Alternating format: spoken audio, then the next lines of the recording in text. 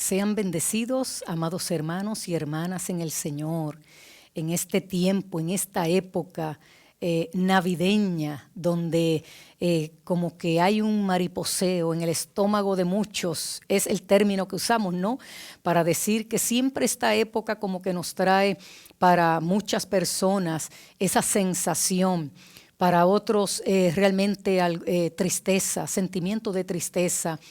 Esta época es una época muy significativa, pero más allá de las luces, los regalos, las festividades, reuniones familiares o viajes pendientes, debemos encontrar la raíz y el motivo de la época, de por qué celebramos esta época, por qué aprovechamos en el calendario para hacer este tipo de festividades.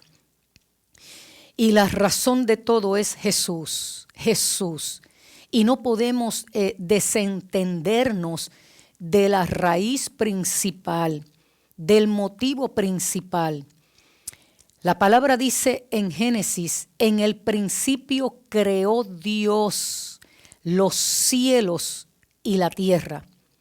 En el principio, ese Dios omnipotente, omnipresente, omnisciente, eterno, soberano, grande Dios, el Santo, vino a morar aquí en la tierra. Emmanuel, Dios con nosotros. En Jesucristo, dice Pablo, en Jesucristo, dice, moraba toda plenitud de la deidad. 100% hombre, 100% divino. Ese es el fundamento de nuestra fe. Si voy a celebrar algo en esta época, aprovechando el calendario, porque en todas las épocas del año, ese principio es el que sustenta mi fe. Celebro la vida, celebro precisamente el que Dios haya venido a morar en nosotros, entre nosotros, con nosotros, a través de su Hijo Jesucristo. Pero yo te invito en estos minutos simplemente a reflexionar sobre lo que dice esta palabra en Juan 1, 35 al 37. Otra vez, al día siguiente, Juan estaba de pie con 2 de sus discípulos y miró a Jesús mientras caminaba y dijo: He aquí el Cordero de Dios. Los 2 discípulos le oyeron hablar y siguieron a Jesús. Esta palabra, mis amados hermanos, me llevó a una profunda reflexión y es lo que constantemente procuro entender y vivir de acuerdo a ese nivel de entendimiento. El capítulo 1 de Juan ilustra algunos principios básicos de la vida misional, de nuestra tarea, de la gran comisión, de la única tarea que el Señor le delegó a la iglesia, de la única tarea que Dios nos ha asignado a nosotros. Y en esa vida misional, como hemos compartido y recibido precisamente esto de uno de nuestros misioneros, Richard Green, y que hoy te comparto, también destaca el fruto de un estilo de vida. Aparecen los principios de lo que es una vida misional, comprometida con la misión de lo que Jesús nos delegó. Cuando dijo, toda autoridad me ha sido dada y ahora yo los envío. Eso está desglosado al final del capítulo del Evangelio de Mateo. En el último capítulo aparece en Marcos, aparece en Lucas. Así que también destaca en ese primer capítulo el fruto de un estilo de vida. No solo la misión y los principios que sustentan la misión, sino también un estilo de vida. Pero también nos presenta un mensaje profético. Y se trata de Juan el Bautista y 2 de sus discípulos. Mientras Juan estaba de pie con ellos, vio a Jesús que pasaba. Y ahí hizo la famosa declaración respecto a Jesús. He aquí el Cordero de Dios. Y cuando los 2 discípulos oyeron esas palabras, dice el pasaje bíblico, dejaron a Juan y siguieron a Jesús. La palabra dice, eran discípulos de Juan, pero Juan les presentó quién era el enviado de Dios para redención. Por lo tanto, ellos siguieron a Jesús. Y ese pasaje comienza con la palabra nuevamente mostrando la conexión con el pasaje anterior que se encuentra en el versículo 19 al 34, donde se presenta el testimonio de Juan, específicamente en el capítulo 1, versículo 19. Ese testimonio es muy significativo porque identifica a Jesús como el Mesías. Es el que hace la presentación y a Juan como su precursor. O sea, en ese capítulo, Juan el teólogo deja claro y establece en su evangelio de Juan quién era el Mesías y quién abrió el camino al Mesías para que se cumpliera la palabra, para que viéramos cómo la palabra se estaba cumpliendo. El que abrió el camino y el Mesías prometido de Dios. Dos cosas son dignas de notar aquí. Y estoy hablando de esto en relación a lo que estamos celebrando, para que si vamos a celebrar, celebremos con una conciencia real de lo que estamos celebrando y cuál es el fundamento y la base. Dos cosas son dignas de notar aquí en este capítulo. Número 1, el Padre escogió revelar al Hijo a su profeta con una señal.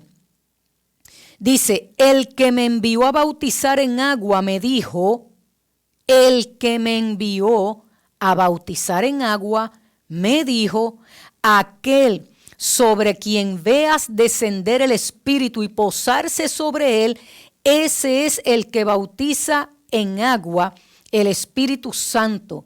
Ese es el que bautiza en Espíritu Santo. Juan el Bautista, para explicarle mejor, está bautizando con agua. Dios le dice a él, aquel a quien veas que se pose, que descienda el Espíritu Santo y se pose sobre él.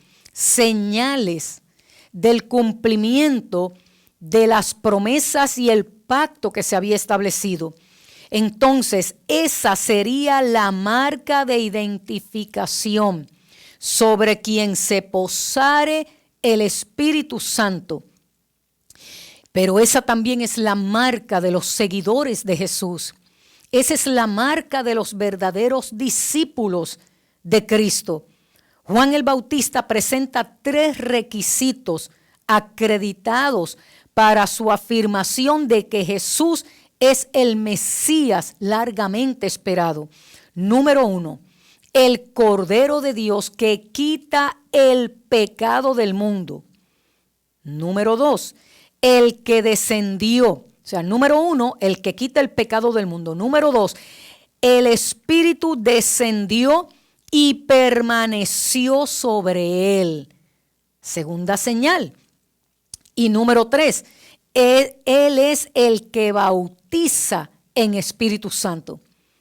Juan nos deja claro sobre Jesucristo, el que quita el pecado del mundo, el que descendió el Espíritu Santo sobre él y permaneció en él, y el que tiene la autoridad para bautizar en Espíritu Santo. Así que la vida y el mensaje de Juan, el teólogo, el que escribe, apuntaba a Jesús, no como un método, sino como una vida para vivir. Repito, la vida y el mensaje de Juan apuntaba a Jesús, no un método, no una posición teológica, sino a una forma de vida, Jesús mismo. Ese es el mensaje que se nos ha dado para proclamar a las naciones. Y en esta fecha, si celebramos, es precisamente la vida de Jesús. Y esa es nuestra referencia en este tiempo más allá del cumpleaños del niñito Jesús y todo lo que implica. Claro que para ejercer su ministerio se apareció como un niño, llegó como un niño, y esa es la historia, es la realidad. Está ahí, escrita en la palabra, pero esto trasciende, esto tiene otras implicaciones mucho más profundas. La simplicidad de este mensaje en cuanto a Jesús es su poder. El poder que tiene este mensaje, el poder que tiene transmitir esta verdad fundamental. Pablo escribió y dijo: porque estoy determinado a no saber nada entre vosotros, sino a Jesucristo y a este crucificado. Dice la palabra en 1 Corintios 2:2. Jesús dijo: yo soy el camino, la verdad y la vida, y nadie va al Padre sino por mí. Aquí vemos de nuevo, él dijo: yo soy la resurrección y la vida. El que cree en mí vivirá para siempre, y aunque muera, vivirá, no morirá. Y luego hace la pregunta: ¿puedes creer esto, mis amados y amadas? Cuando vemos en la fiesta de los tabernáculos en Jerusalén, Jesús se puso de pie y clamó diciendo: si alguno tiene sed, venga a mí y beba. El que cree en mí, como dice la Escritura, de su interior correrán ríos de agua viva. Y Juan, el escritor del Evangelio, nos dice: pero esto lo dijo del Espíritu, a quien los que creyeran en él habrían de recibir, porque aún no se había dado el Espíritu, porque Jesús aún no había sido glorificado. Por lo tanto, amados hermanos y hermanas, compañeros y compañeras, el mismo fruto debe ser evidente en nuestras vidas.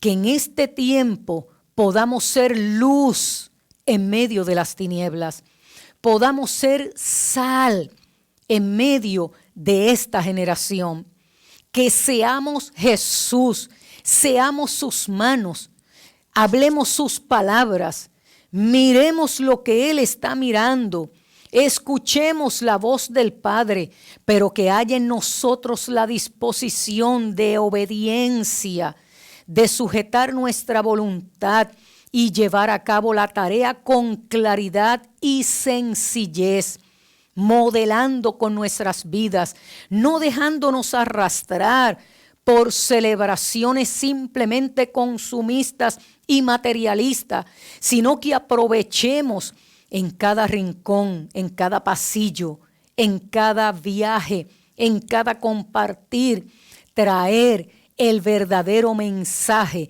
de lo que es la Navidad. Ese Dios omnipotente, eterno, grande, santo, poderoso, vino a morar entre nosotros a través de aquel niño que nació en aquel pesebre y creció y anduvo entre vosotros. Bien dice la palabra: no hay un sumo sacerdote que pueda compadecerse de nosotros, sino uno que fue tentado igual que nosotros, pero sin pecados. Él renunció, Él despreció el oprobio, mirando fijamente la gloria que le esperaba. ¿Por qué? Porque en esencia Él dijo: Emmanuel, Dios con nosotros. Él era esa misma gloria. Por eso le dice al Padre: vuelvo a la gloria. Uno son, Padre, Hijo, Espíritu, no tres deidades, un solo Dios, manifestado y revelado en esas tres personalidades, Padre, Hijo y Espíritu, aquí morando entre nosotros. Nuestras vidas tienen que ser evidencia de la vida de Jesús. Nuestros ministerios tienen que reflejar la vida de Jesús. Trabajemos, perseveremos para que la gente nos siga y se nos una a este llamado de ser seguidores comprometidos de Jesús. El verdadero fruto de una vida profética es que las personas se sientan atraídas a Cristo y solo a Cristo. De hecho, el mensaje del Evangelio de Jesús mismo nos enseña todo esto. No buscamos sistemas, no buscamos producciones, no buscamos logros humanos. No llamamos a la gente a un camino, a una fórmula, a un método, a un ministerio. Los llamamos a Jesús con la promesa de que todos los que crean en Él reciban esa investidura del Espíritu Santo y puedan ser participantes de esa vida eterna y puedan ocuparse en llevar este mensaje a otros también. La pregunta es, ¿puedo creer esto? Porque si puedo creerlo, vivo para proclamarlo, vivo para enseñarlo, vivo para compartirlo con mi vida, con mis acciones, con mi voluntad y si en algún caso también con palabras, como dijo un gran hombre de Dios. Entonces, mis amados, simplemente cerrando esta reflexión, Jesús mismo es el que nos invita a vivir su vida. Es el que nos invita a compartir este mensaje. Hoy sigue siendo Jesús mismo un mensaje de esperanza, un mensaje de vida, un mensaje de redención, un mensaje de perdón, un mensaje de reconciliación. Él mismo con su vida sigue siendo el mensaje de la Navidad, de esta época, mi amado hermano y hermano, que las distracciones no nos arrastren a abandonar el mensaje verdadero de la Navidad. Seamos intencionales en la fila de los comercios, en los pasillos de algún centro comercial, en alguna cita médica. Seamos intencionales y hablemos de Jesús. Hablemos de su amor, hablemos de su redención, hablemos de su perdón y de su restauración como el único y verdadero mensaje de esperanza para nuestro hoy. Padre, gracias por el regalo de Jesús. Gracias por el regalo de la vida de Jesús. Sin ese sacrificio, hoy no tuviéramos la relación y la comunión que tenemos contigo. Gracias por el regalo del Espíritu Santo que mora en nosotros, con nosotros y entre nosotros. Tenemos una gran responsabilidad en esta época, más aún, Señor, porque la gente está receptiva a hablar del niño Jesús. Que usemos, Señor, de manera intencional la ocasión, las estampas, las celebraciones, las festividades para hablar del verdadero significado de la Navidad. Que tú propicies los foros, las plataformas, los momentos, las citas, el café, la invitación para hablar de ti, de ti, de ti, de ti en este tiempo, Señor. Y que sigamos siendo luz, luz en medio de las tinieblas. En tu nombre oramos, Señor. Te damos gracias y confiamos que tú eres fiel y nos ayudarás en la tarea que nos has encomendado. En el nombre de Jesús oramos y te damos gracias. Amén y amén. Dios te bendiga, Dios te guarde y seguiremos celebrando el buen sentido y el correcto significado de lo que realmente es la Navidad. Sean bendecidos y bendecidas.